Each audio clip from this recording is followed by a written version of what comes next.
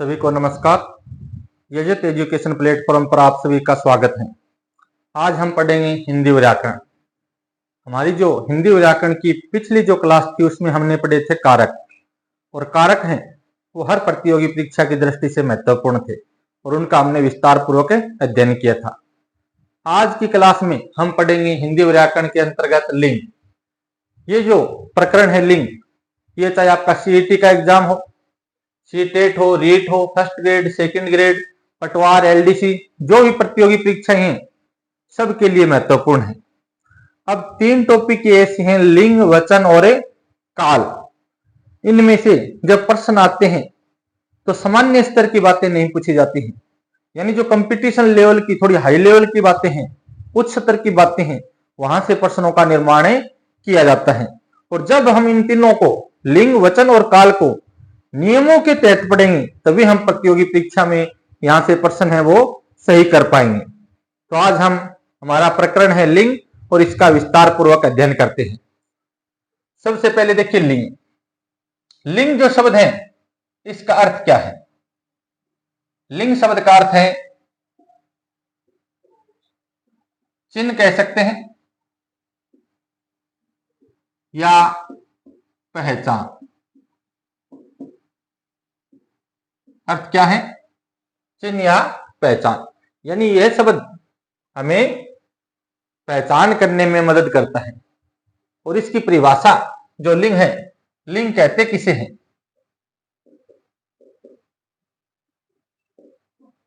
देखिए संस्कृत में जो लिंग थे वो तीन प्रकार के हैं, लेकिन हिंदी भाषा में लिंग दो ही प्रकार के होते हैं। कौन से?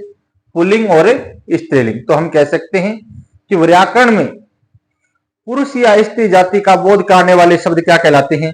लिंग कहलाते हैं। तो परिभाषा में हम कह सकते हैं व्याकरण में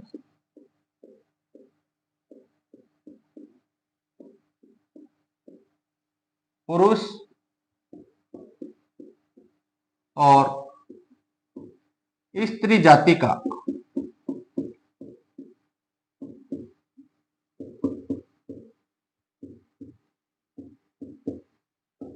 बोध कराने वाले शब्द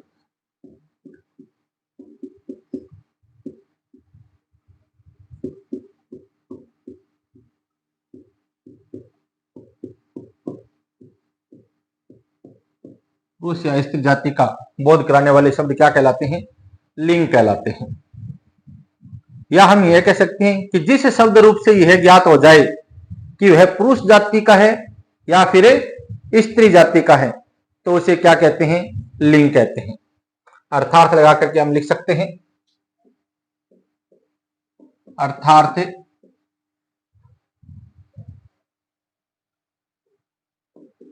शब्द के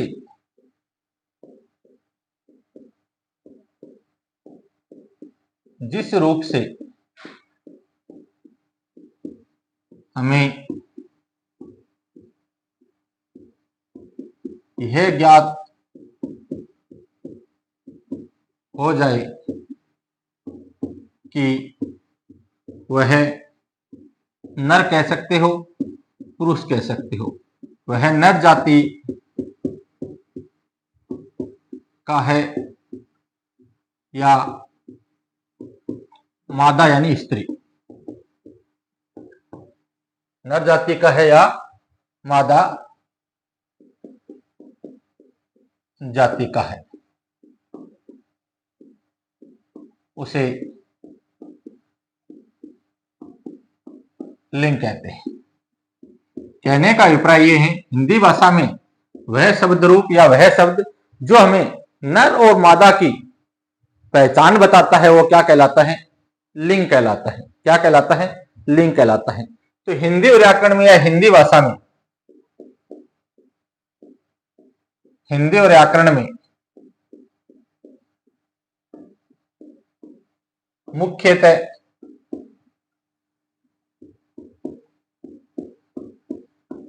लिंग के दो वेद माने जाते हैं।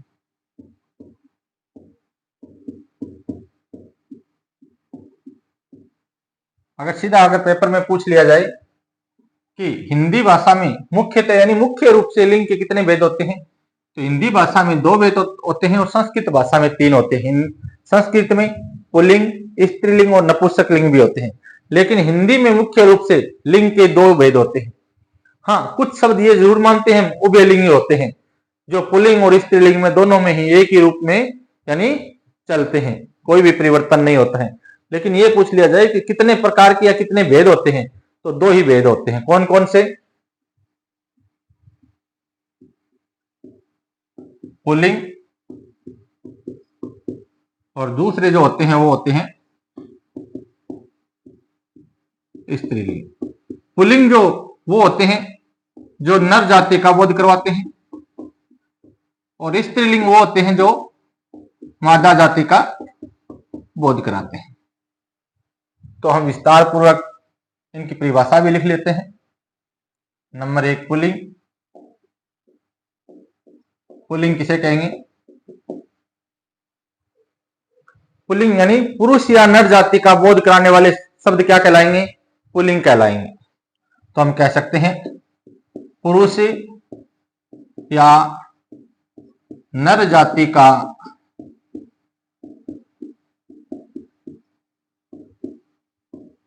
बोध कराने वाले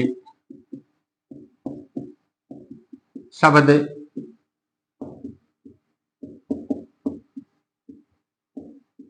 पुल्लिंग कहलाते हैं। यानी जो शब्द नर जाति का या पुरुष जाति का बोध कराएंगे वो क्या कहलाएंगे? पुल्लिंग कहलाएंगे। जैसे कह दिया जाए लड़का, छात्र, अध्यापक, देश, शेर, मोर, या किसी का नाम दे दिया जाए मनीष, यजत आदि, ये सारे के सारे क्या है? पुरुष जाति का या नर जाति का बोध कराने वाले शब्द हैं। तो इनको क्या कहेंगे? पुल्लिंग कहेंगे। नंबर 2, स्त्रीलिंग। दूसरा भेद क्या है? स्त्रीलिंग।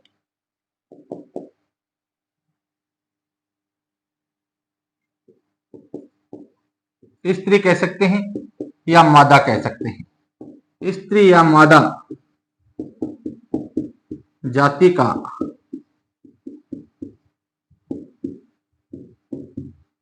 बोध कराने वाले शब्द स्त्रीलिंग कहलाते हैं। क्या कहलाते हैं? स्त्रीलिंग कहलाते हैं। जैसे लड़की, छात्रा, अध्यापिका। देश शब्द है पुल्लिंग है, और सीमा शब्द है वो क्या है? स्त्रीलिंग है। शेर से क्या बन जाएगा? शेरनी। मोर से मोरनी। मनीषा, पूजा, मोनिका, ये सारे शब्द क्या हैं? स्त्री जाति का बोध कराने वाले शब्द हैं। तो क्या कहलाएंगे? स्त्रीलिंग कहलाएंगे। अब देखिए, हिंदी भाषा में बहुत सारे शब्द ऐसे हैं जिनका यानी हम निर्धारण करते हैं या उनका लिंग परिवर्तन करते हैं तो किसके अनुसार हो जाता है? उनके लिंग के अनुसार हो जाता है। जैसे कह दिया जाए नंबर 1, देखिए लिंग के अनुसार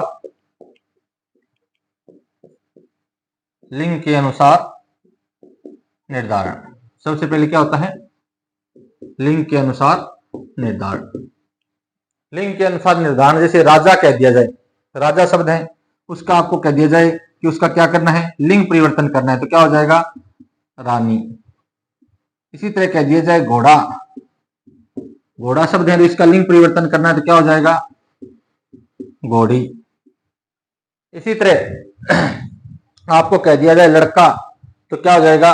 लड़की। तो ये तो किसके अनुसार बदल रहे हो आप लिंग? लिंग का निर्धारण, लिंग के निर्धारण के अनुसार उनमें परिवर्तन कर रहे हैं। इसके अलावा कुछ शब्द ऐसे होते हैं जिनके पूर्व में नर या मादा शब्द जोड़ के ही लिंग परिवर्तन किया जाता है। तो हम दूसरी मुख्य बात लिख सकते हैं, कुछ शब्दों के पूर्व में नर या मादा शब्द जोड़कर, नर शब्द जोड़ेंगे या फिर मादा शब्द जोड़ेंगे, नर या मादा शब्द जोड़कर उनके लिंग का निर्धारण करते हैं, उनके लिंग का निर्धारण करते हैं। तो यहां तक तो ये सामान्य बातें थी।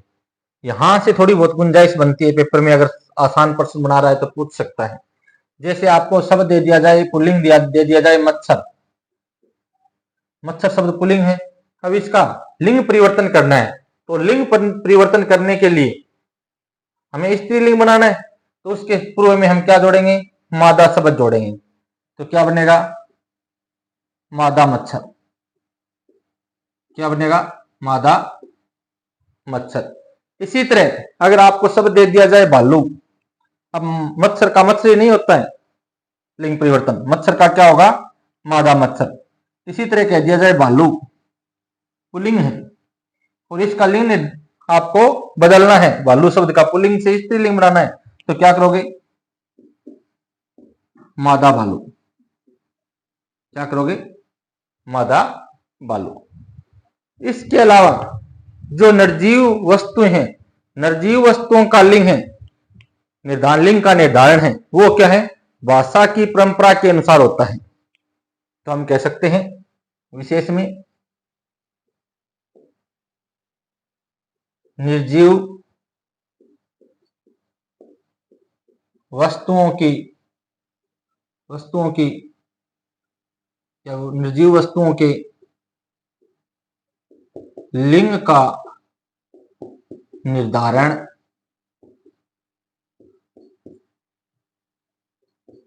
भाषा की परंपरा के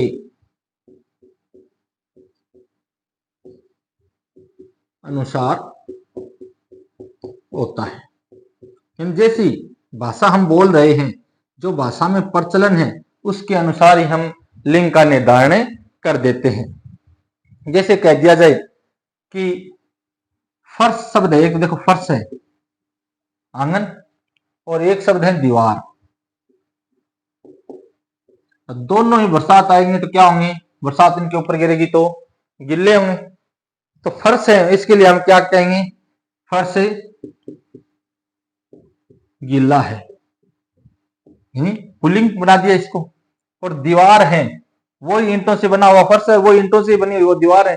दीवार के ऊपर जो पानी गिरता है, गीलापन उसमें भी है, लेकिन उसके लिए हम क्या कहेंगे, दीवार गीली है। उसको क्या बना दिया हमने, स्त्रीलिंग बना दिया। यहाँ पुल्लिंग है और यहाँ क्या है, ये किसकी वजह से, भाषा की जो परंपरा चल रही है उसके अनुसार।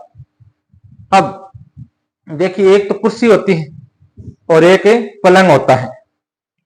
जैसे एक तो है कुर्सी, लकड़ी की ये बनी हुई है, और एक है पलंग, लकड़ी का ये बना हुआ है। लेकिन भाषा की परंपरा में देखिए, अगर ये दोनों टूट जाए तो क्या कहेंगे, कुर्सी टूट गई, पलंग टूट गया। तो इसका लिंग निर्धारण हम किसके अनुसार कर रहे हैं, भाषा की परंपरा के अनुसार लिंगों का निर्धारण यहां हो रहा है।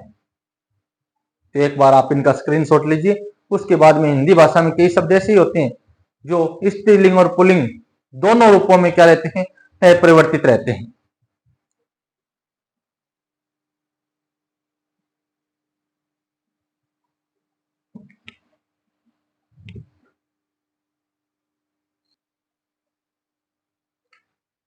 अब चौथी विशेष बात है वो देखिए, 4 नंबर मुख्य बात क्या है। हिंदी भाषा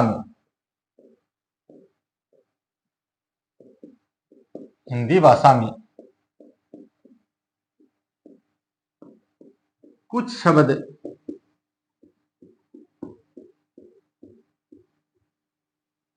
ऐसे भी हैं जिनका पुल्लिंग और स्त्रीलिंग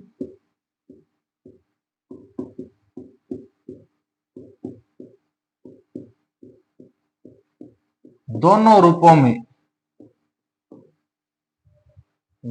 में एक ही रूप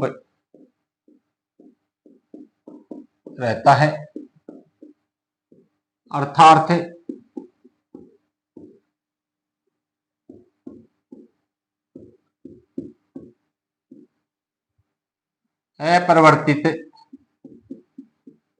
अपरिवर्तित रहते हैं, चाहे वो पुल्लिंग में आए चाहे स्त्रीलिंग में आए, क्या रहेंगे? अपरिवर्तित होंगे, उनके रूप में कोई परिवर्तन नहीं होगा, अपरिवर्तित रहते हैं। यानी वो पुल्लिंग में प्रयुक्त होंगे तो भी क्या होंगे? उसी रूप में आएंगे, और स्त्रीलिंग में होंगे तो भी उसी रूप में आए, तो इन शब्दों का लिंग परिवर्तन नहीं होता, अपरिवर्तित रहते हैं। इन शब्दों का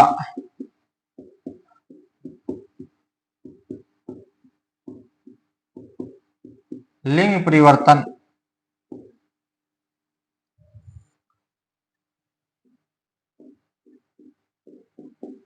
नहीं होता। और जब उनका लिंग परिवर्तन नहीं होता तो ऐसे शब्दों को हम क्या कहेंगे?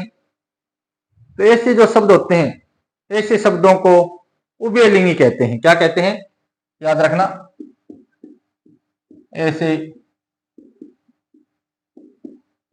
शब्दों को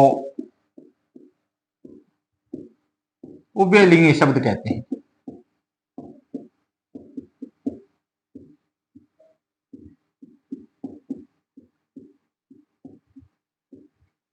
यहां से पेपर में गुंजाइश होती है प्रश्न आने की। क्यों? क्योंकि 4 शब्द दे दिए जाते हैं, समय अपने पास में कम होता है कंपटीशन के टाइम, तो उनमें से ये पूछ लिया जाता है निम्नलिखित में से कौन सा शब्द है जिसका लिंग परिवर्तन नहीं हो सकता। अब पहला दूसरा जो ऑप्शन होगा उसके लिंग परिवर्तन होंगे, लेकिन तीसरे या चौथे में से कोई विकल्प देंगे जो क्या होगा? उभयलिंगी होगा, और वो अपने को छांटना होगा। तो कौन कौन से शब्द हैं? जैसे कह दिया जाए चांसलर। अब चांसलर का पुल्लिंग में भी चांसलर रहेगा और स्त्रीलिंग के साथ भी चांसलर रहेगा, चांसलर नहीं बनेगा ये। इसी तरह राष्ट्रपति, चाहे वो पुरुष और चाहे महिला हो, राष्ट्रपति शब्द क्या? उभयलिंगी है। ये नहीं कि वो पुरुष है तो राष्ट्रपति है और स्त्री है तो राष्ट्रपत्नी, ऐसा कभी नहीं होता है। तो चांसलर, राष्ट्रपति, प्रधानमंत्री,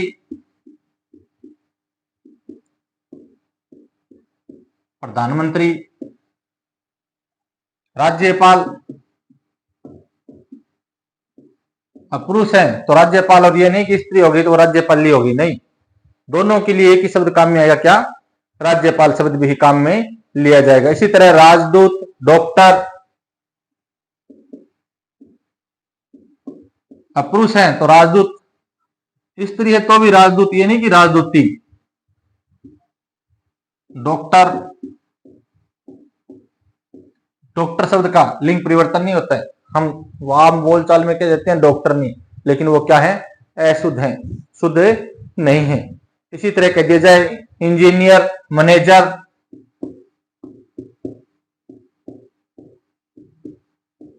इंजीनियर,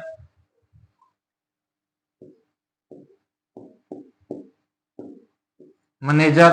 अब मैनेजर शब्द है, इंजीनियर शब्द है, इनका लिंग परिवर्तन नहीं हो सकता। पुल्लिंग में भी यही शब्द रहेंगे और स्त्रीलिंग में भी ये सब अपना रूप नहीं बदलेंगे, अपरिवर्तित रहेंगे। इसी तरह डाकिया, मंत्री, प्रिंसिपल।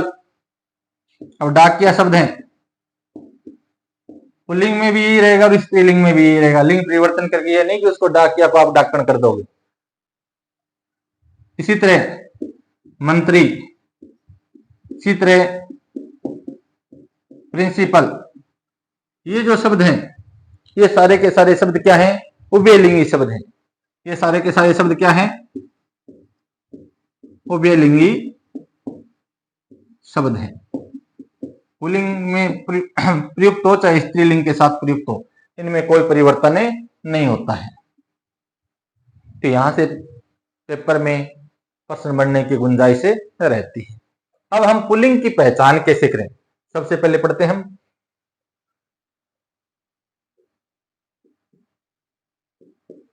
पुल्लिंग की पहचान। पुल्लिंग, अभी जो 4 नियम बताए ना, इन चारों नियमों को अच्छे से याद रखना। अब पहचान कैसे की जाए कि ये पुल्लिंग है या नहीं? तो देखो, नंबर 1 जो पर्वत होते हैं, पर्वतों के सारे नाम पुल्लिंग होते हैं। किसके नाम? पर्वतों के नाम पुल्लिंग में आते हैं। जैसे कह दिया जाए हिमालय, विंध्याचल, अरावली, कैलाश। हिमालय, अरावली। अब ये मत सोचना अरावली कह दिया तो स्त्रीलिंग हो गया। पर्वतों के नाम हमेशा क्या होते हैं? पुल्लिंग होते हैं। इसी तरह कह दिया जाए कैलाश,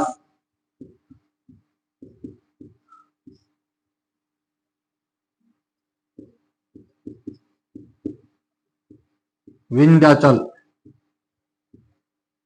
ये सारे के सारे पर्वतों के नाम किस में आते हैं? पुल्लिंग में आते हैं। उसके बाद महीनों के नाम,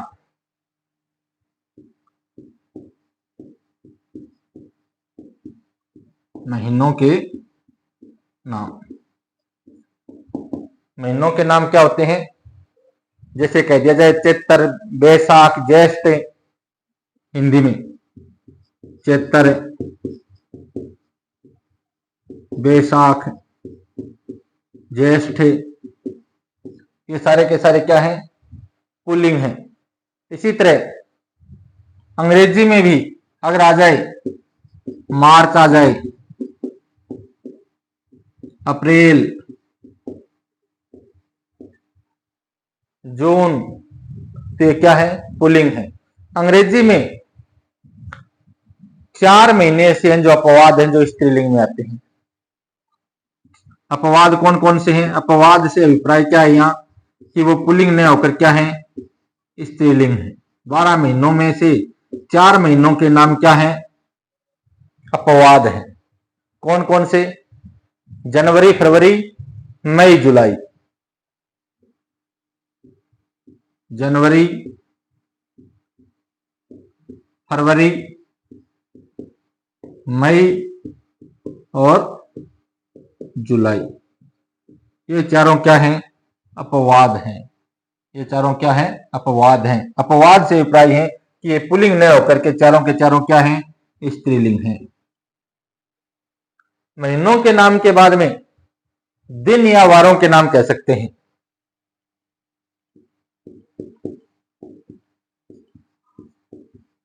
दिनों के नाम कह सकते हो या आप वारों के नाम कह सकते हो। जैसे आप कहते हो सोमवार, मंगलवार, बुधवार, ये सारे के सारे क्या है? पुल्लिंग है, सातों के सातों। सोमवार, मंगलवार, बुधवार, गुरुवार, शुक्रवार, शनिवार और रविवार, सातों वारों के नाम क्या है? पुल्लिंग है। इसके बाद में देशों के नाम,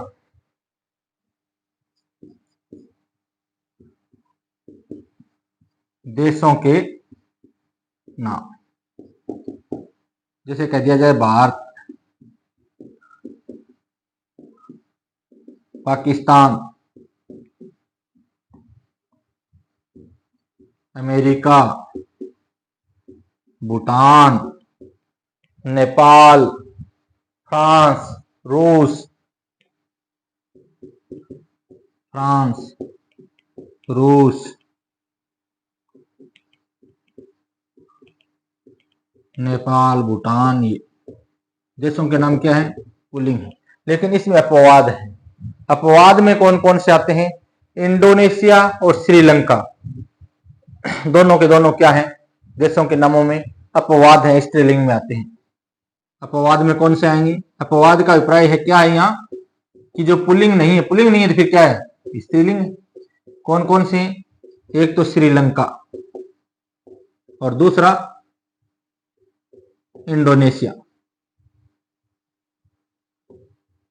दोनों देश क्या है? दोनों देशों के नाम क्या है? स्त्रीलिंग में आते हैं।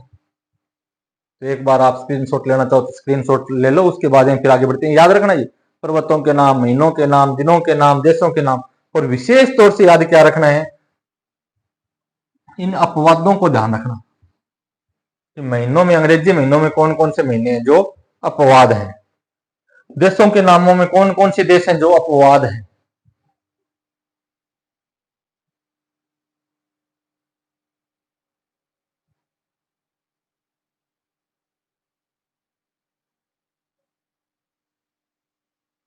तो महीनों के नाम, वारों के नाम, देशों के नाम, उसके बाद में 4 नंबर देखिए,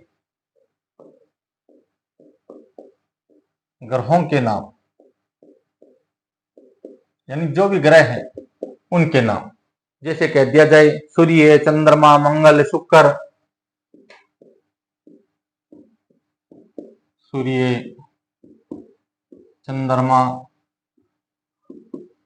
मंगल, बुध,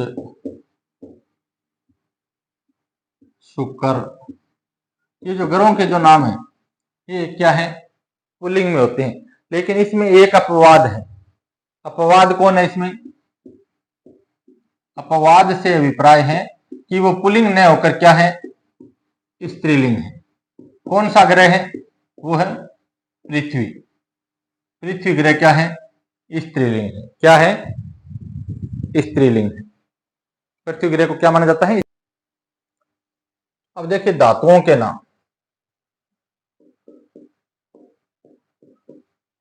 धातुओं के नाम, धातुओं के जो नाम है वो किस में आते हैं?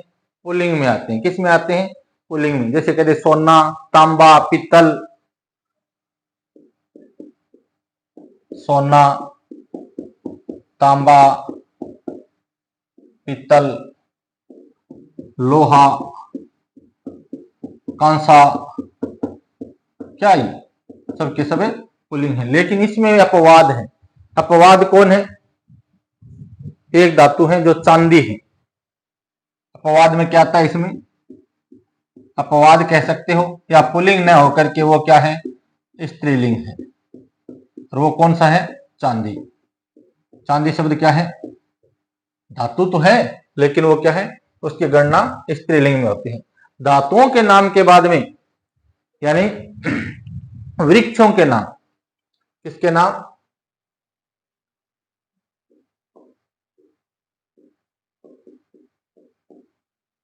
वृक्षों के नाम, यानी अधिकतर जो वृक्ष होते हैं उनके नाम क्या होते हैं? पुल्लिंग में होते हैं। जैसे नीम कह दें, बरगद कह दें, पीपल कह दें, इसके अलावा बबूल कह दें, ये सारे क्या है? पुल्लिंग है। नीम, पीपल, बबूल, बरगद, ये क्या है? सारे के सारे पुल्लिंग है। लेकिन इसमें भी अपवाद है। अपवाद में इसमें कौन कौन से आते हैं? जैसे आम, अमरूद, कुछ भी कह दो, अपवाद होते हैं। इसमें 2 वृक्ष होते हैं, अधिकतर 2 वृक्ष, यानी अपवाद से अभिप्राय जिनकी गणना स्त्रीलिंग में की जाती है। एक तो खेजड़ी, खेजड़ी है वो क्या है? स्त्रीलिंग है। और एक इमली, खेजड़ी और इमली दोनों क्या है? स्त्रीलिंग है। उसके बाद में अनाजों के नाम।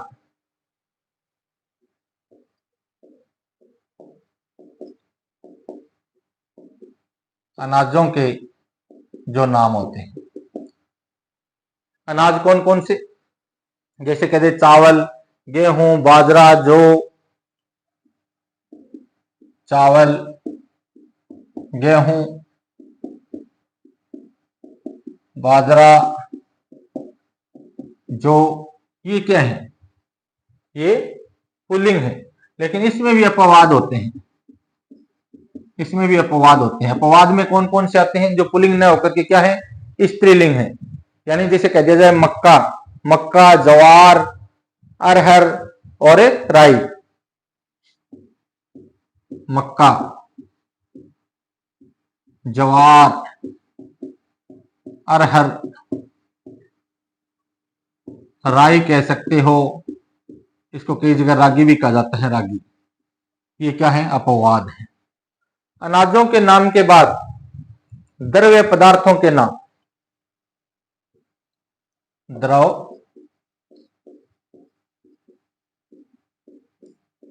पदार्थों के नाम पुल्लिंग में होते हैं, जैसे तेल, घी, दूध। तेल, घी, दूध, शरबत कह सकते हैं हम, जल कह सकते हैं।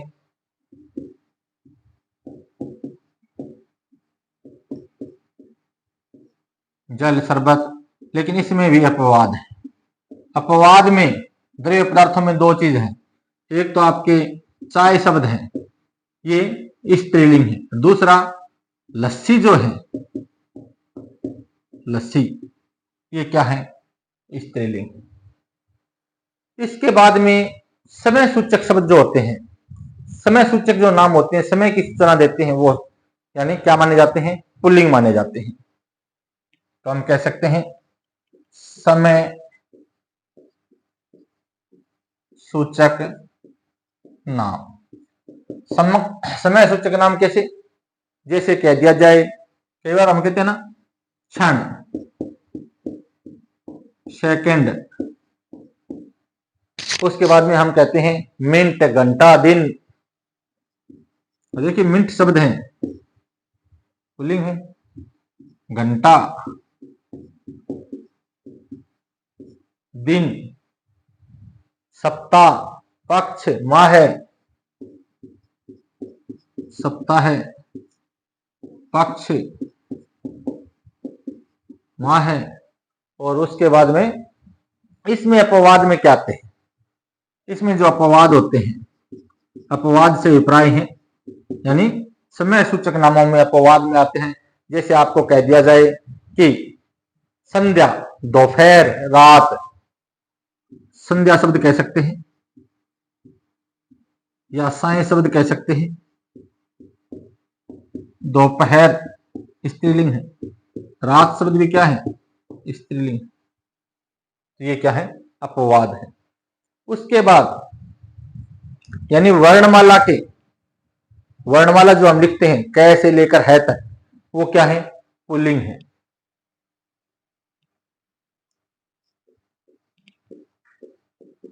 वर्णमाला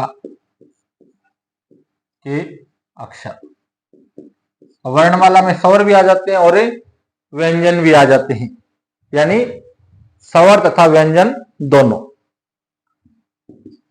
स्वर तथा व्यंजन दोनों।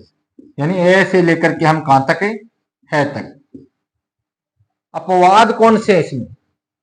अपवाद में आते हैं तीन अक्षर, जो स्त्रीलिंग में जिनकी गणना होती है।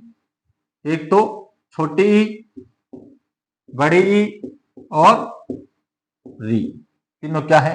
अपवाद है। उसके बाद मूल्यवान जो पत्थर होते हैं या समुद्रों के नाम होते हैं, वो भी किसमें आते हैं? समुद्रों के नाम भी पुल्लिंग में आते हैं। तो पहले हम लिखते हैं समुद्रों के नाम। अब ये समुद्रों के नाम हैं, जैसे हिंद महासागर कह दें, प्रशांत महासागर कह दें, अरब सागर कह दें, भूमध्य सागर कह दें, लाल सागर कह दें, सारे के सारे क्या है? पुल्लिंग है। तो समुद्रों के या महासागरों के नाम, जैसे हिंद महासागर, प्रशांत महासागर,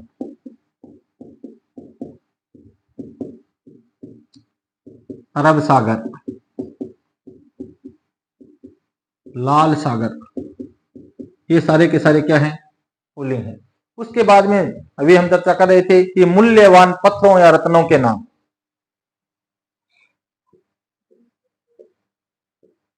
मूल्यवान पत्थरों या रत्नों के नाम क्या होते हैं? सारे पुल्लिंग होते हैं, लेकिन इसमें कुछ अपवाद होते हैं। जैसे कहते हीरा, पुखराज, नीलम, पन्ना, ये पुल्लिंग है। हीरा, पुखराज,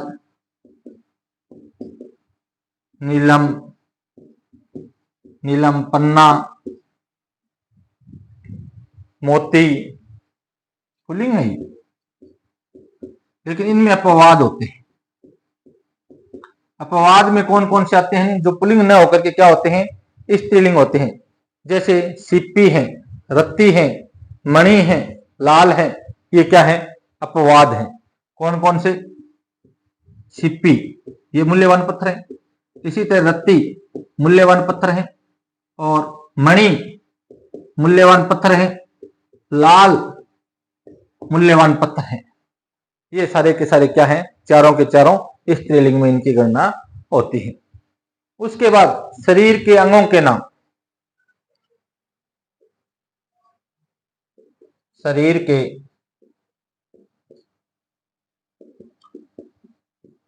अंगों के नाम, यानी हमारे शरीर के जो अंग हैं उनके नाम भी क्या है? पुल्लिंग है। जैसे कहते हैं सिर, बाल, नाक, कान, होठ, शरीर के अंग ही तो है।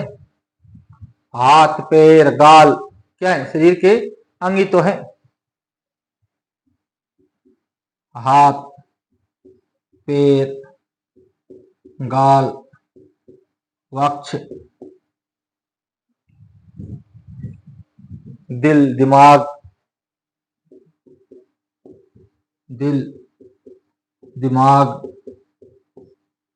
ये क्या है? सारे पुल्लिंग है। लेकिन इनमें अपवाद है। अपवाद में आती हैं, 3 शब्द आते हैं: गर्दन, एक अंगुली और जीभ।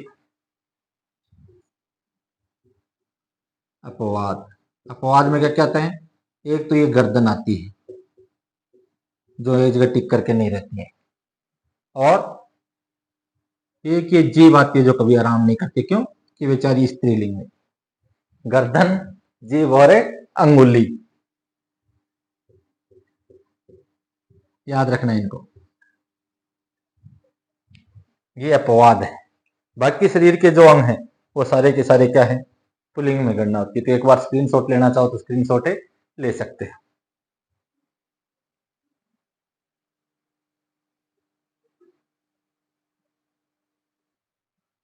अब देखिए आगे देवताओं के नाम।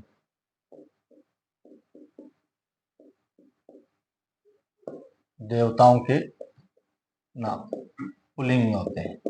देवियों के नाम होते हैं वो स्त्रीलिंग में होते हैं, और देवताओं के नाम होते हैं वो पुल्लिंग में होते हैं। जैसे कह देंगे इंद्र, यम, वरुण, ब्रह्मा, विष्णु, महेश, तो ये सारे क्या है? पुल्लिंग है।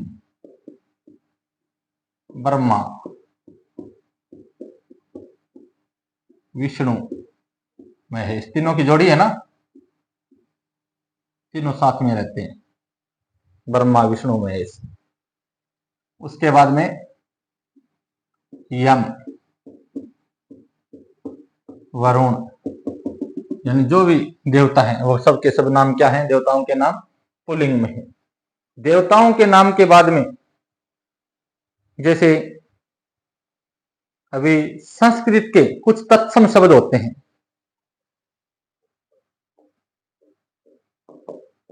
संस्कृत के कुछ तत्सम शब्द। तत्सम शब्द वो होते हैं जिनका निर्माण संस्कृत भाषा में, जिनका जन्म हुआ। अब जैसे संस्कृत में थे, बिना रूप बदले आज वैसे के वैसे क्या है? हिंदी में प्रचलित है। तो वो क्या है, तत्सम शब्द है। जैसे हम कहते हैं मुख,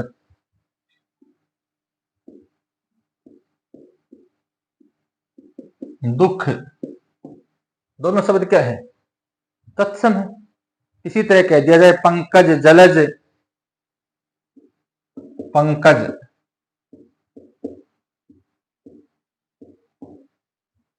जलज, नेत्र चरित्र अस्तर शस्त्र, नेत्र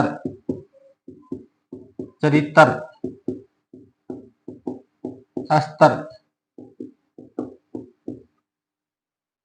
शस्त्र, नयन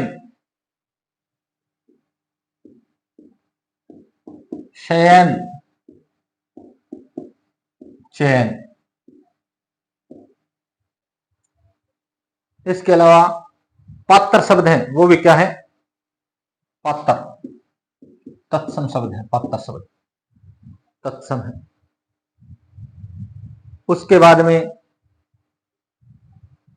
लेख शब्द है, लेख तत्सम शब्द है। तो कुछ संस्कृत के शब्द भी हैं जो क्या है, पुल्लिंग के अंदर अंतर्गत आते हैं। इसके अलावा कुछ समुदायवाचक शब्द होते हैं, यानी जो समुदाय का बोध करवाते हैं, समुदायवाचक शब्द होते हैं, वो क्या माने जाते हैं, पुल्लिंग माने जाते हैं। जैसे आपको कह दिया जाए कि समाज, दल, संघ, गुच्छा, मंडल, ये सारे क्या है, पुल्लिंग है। समाज, संघ, दल, गुच्छा, समाज, संघ, दल, गुच्छा, मंडल, सम्मेलन, परिवार,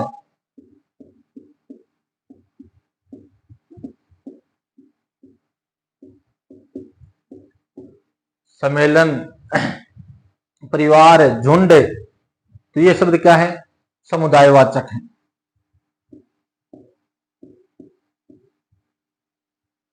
समुदायवाचक शब्द किस में आएंगे, पुल्लिंग में आएंगे। झुंड यानी जो जानवरों का, अधिक जानवरों का जो समूह होता है वो झुंड कहलाता है।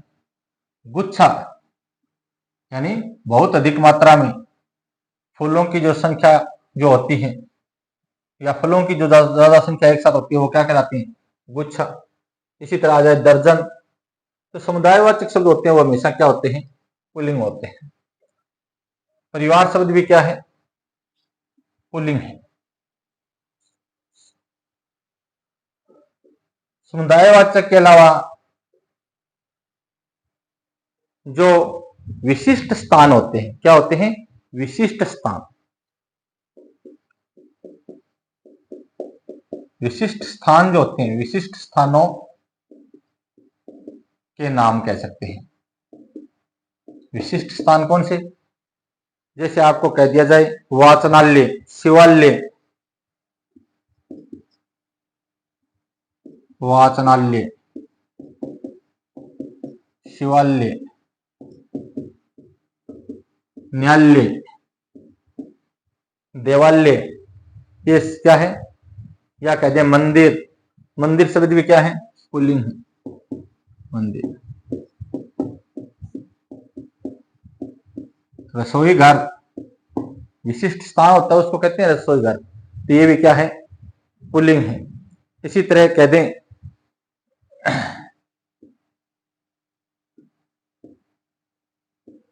शयन गृह, सोने का जो मकान होता है उसको क्या कहते हैं, शयन गृह। इसी तरह कह दें कारागृह, कारा का अर्थ होता है कैदी, गृह यानी एक स्थान, कैदियों के लिए स्थान होता है, वो क्या कहलाता है, कारागृह कहलाता है। इसी तरह कहते हैं मंत्रालय, सचिवालय, मंत्रियों का जो स्थान होता है वो क्या कहलाता है, मंत्रालय। सचिव के लिए स्थान होता है वो क्या कहलाता है, सचिवालय। इसी तरह अगर कोई शब्द आ जाए प्रसारण के अंदर, तो क्या है, अपने आप में विशिष्ट स्थान का नाम है, तो क्या है, पुल्लिंग है। इसके अलावा यानी कुछ व्यवसाय सूचक शब्द होते हैं जो व्यवसाय से जुड़े हुए होते हैं, वो भी क्या होते हैं, पुल्लिंग होते हैं। व्यवसाय सूचक शब्द होते हैं। व्यवसाय सूचक शब्दों में कैसे, जैसे कह दिया जाए कोई कहानी लिखने वाला तो क्या कहलाएगा, कहानीकार। नाटक की रचना करने वाला तो क्या कहलाएगा, नाटककार। और जैसे कह दिया जाए कहानीकार, नाटककार।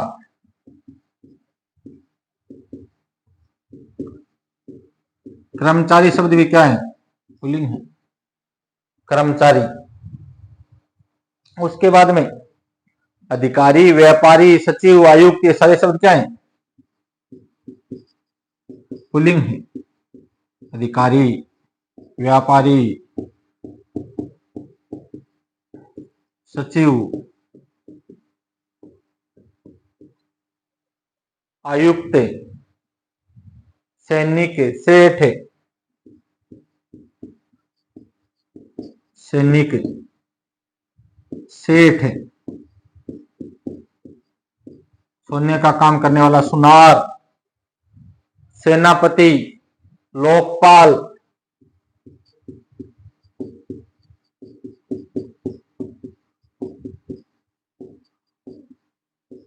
सेनापति, लोकपाल, अधिवक्ता, न्यायाधीश, विभागाध्यक्ष,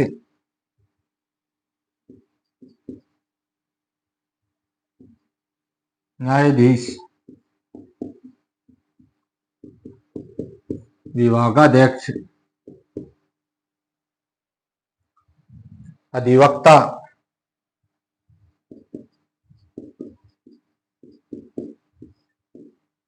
ये सारे के सारे क्या होते हैं, पुल्लिंग के अंतर्गत आते हैं। तो आप इनको अच्छे से याद करोगे और मुख्य रूप से उनको याद रखना है जो क्या है, अपवाद है। क्या है, अपवाद है, क्योंकि अक्सर वहां से प्रश्न पूछ लिए जाते हैं। इसके बाद में कुछ प्रत्यय विशेष होते हैं, जो किस प्रत्यय वो होते हैं जो शब्दांश किसी शब्द के पीछे जुड़कर उसके अर्थ में परिवर्तन करते हैं, वो क्या है, प्रत्यय है। तो कुछ प्रत्यय ऐसे हैं जो यानी पुल्लिंग शब्दों का निर्माण करते हैं। कौन कौन से प्रत्यय हैं, तो जैसे कह दिया जाए कि आपा, आपा प्रत्यय है। ये प्रत्यय किसी शब्द के पीछे जुड़ेंगे तो क्या बनाएगा, पुल्लिंग बनाएगा। आओ, उसके बाद में आवा, उसके बाद में R, A N, R A N. इसके बाद में ये प्रत्यय, एरा प्रत्यय, तव, दान, पन, तव प्रत्यय, दान प्रत्यय और पन प्रत्यय। इसके अलावा ये प्रत्यय भी आता है, खाना प्रत्यय भी आता है, ये खाना, और वाला प्रत्यय भी आता है। ये प्रत्यय हैं, प्रत्ययों से युक्त जो शब्द होंगे वो क्या होंगे, हमेशा पुल्लिंग में आएंगे। किस में आएंगे, पुल्लिंग में आएंगे। एक बार आप स्क्रीनशॉट लो, फिर इन प्रत्ययों से हम शब्दों का निर्माण करते हैं। स्क्रीनशॉट ले लो एक बार आप।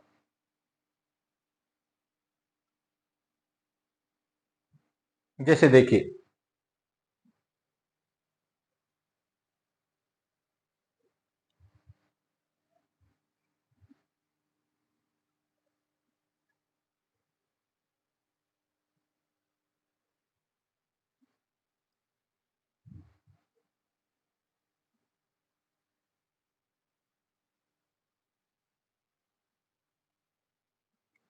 सबसे पहले देखिए आपा प्रत्यय। आपा प्रत्यय लग करके जो शब्द बनेंगे वो क्या होंगे, पुल्लिंग होंगे। जैसे कह दिया जाए बुढ़ापा,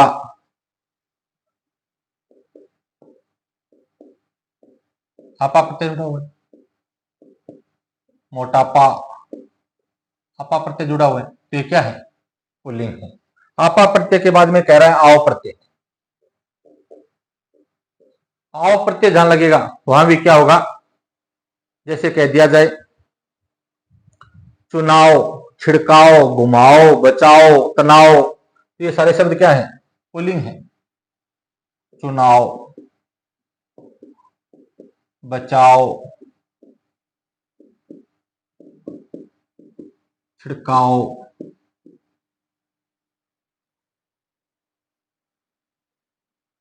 घुमाओ, ये शब्द क्या है, आओ प्रत्यय से बनी हुई। आओ के बाद में आवा, आवा प्रत्यय से बनने वाले शब्द। आवा प्रत्यय से कौन कौन से बनेंगे, पहनावा, पछतावा, बुलावा। पहनावा, पछतावा, बुलावा, क्या ही पुल्लिंग। आवा के बाद में आर प्रत्यय से बनने वाले, आर प्रत्यय यानी जिस शब्द के अंत में आर प्रत्यय लगकर नए शब्द का निर्माण होगा वो क्या होंगे, पुल्लिंग होंगे। जैसे सुनार, लोहार, कुम्हार, सुतार, सुथार, सुनार, कुम्हार, लोहार, ये शब्द क्या है, पुल्लिंग है।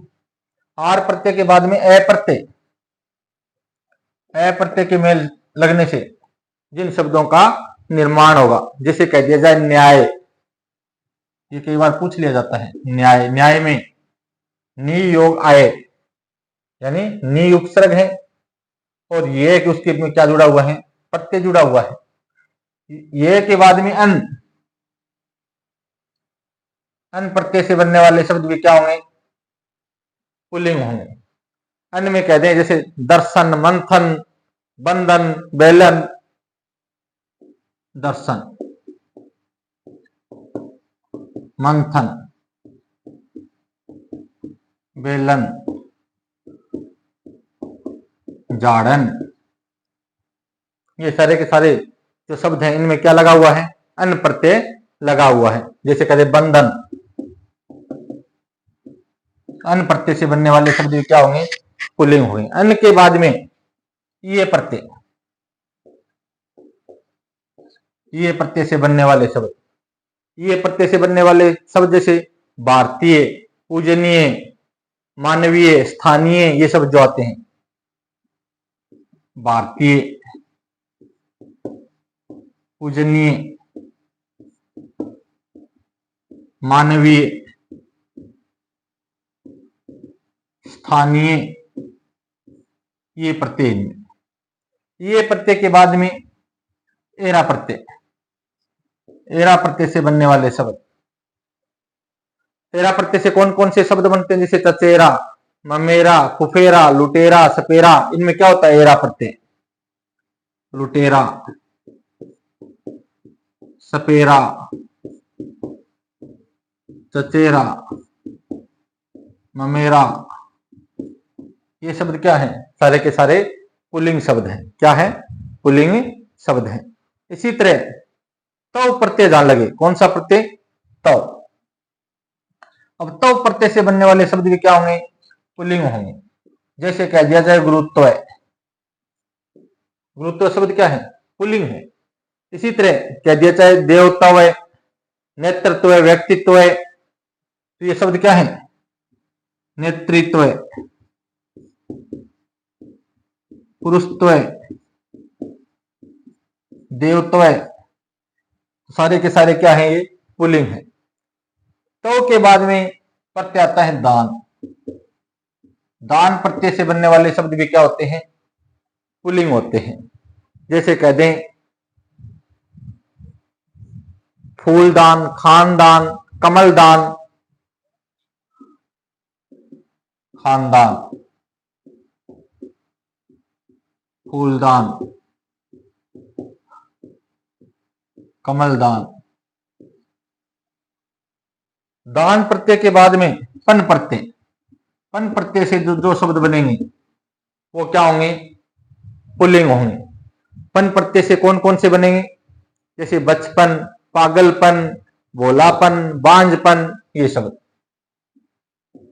बचपन, भोलापन, अपनापन, बांझपन, पन प्रत्यय जहां लग जाएगा वो शब्द क्या होंगे? पुल्लिंग होंगे। पन प्रत्यय के बाद में जहां ये प्रत्यय लगता है, कौन सा प्रत्यय? ये प्रत्यय। जैसे कह दिया जाए सौंदर्य, सौंदर्य में ये प्रत्यय का निर्माण हुआ है, यह प्रत्यय के लगने से ये शब्द बना है। ये प्रत्यय के बाद में खाना, खाना प्रत्यय जहां लग जाए, खाना प्रत्यय से जैसे कारखाना, पागल खाना, जेल खाना, डाक खाना, ये शब्द क्या है? पुल्लिंग है। डाक खाना, पागल खाना,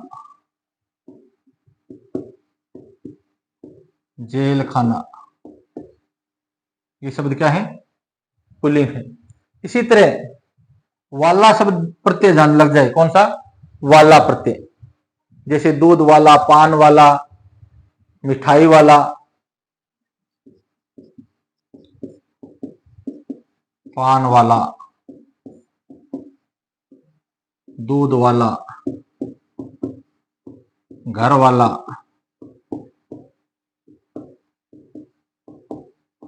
मिठाई वाला, वाला प्रत्यय जहां लगेगा वो भी क्या होंगे? पुल्लिंग में आएंगे। उसके बाद में कुछ प्रत्यय और होते हैं, जैसे एक तो होता है बाज प्रत्यय। बाज प्रत्यय जहां आ जाए, बाज के बाद में सील प्रत्यय आ जाए, क्या आ जाए? सील। एक अर्थी प्रत्यय आ जाए, और अर्थी के बाद में एक दाता प्रत्यय जहां आ जाए, दाता, इनको भी शामिल करना, ये भी जहां लगेंगे वहां पुल्लिंग शब्दों का निर्माण करेंगे। तो बाज से, बाज प्रत्यय से कौन कौन से शब्द बनेंगे?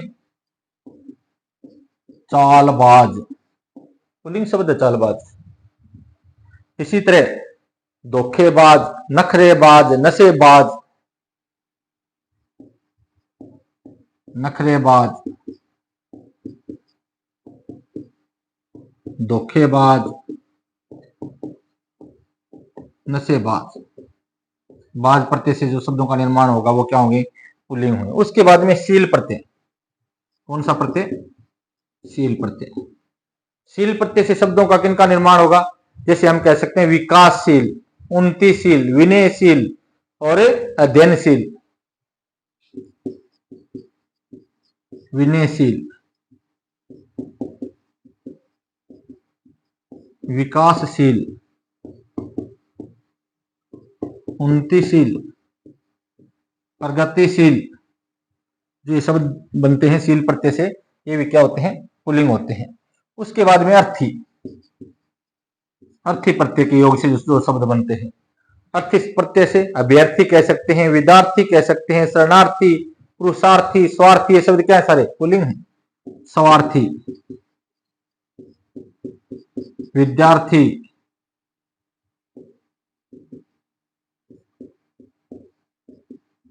शरणार्थी, अभ्यर्थी, पुल्लिंग है। और उसके बाद में दाता,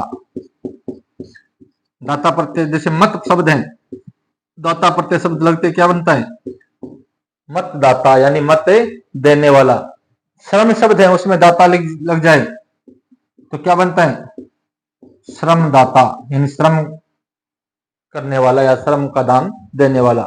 रक्त शब्द है, रक्त शब्द के साथ में दाता प्रत्यय जुड़ते क्या बनता है? रक्तदाता।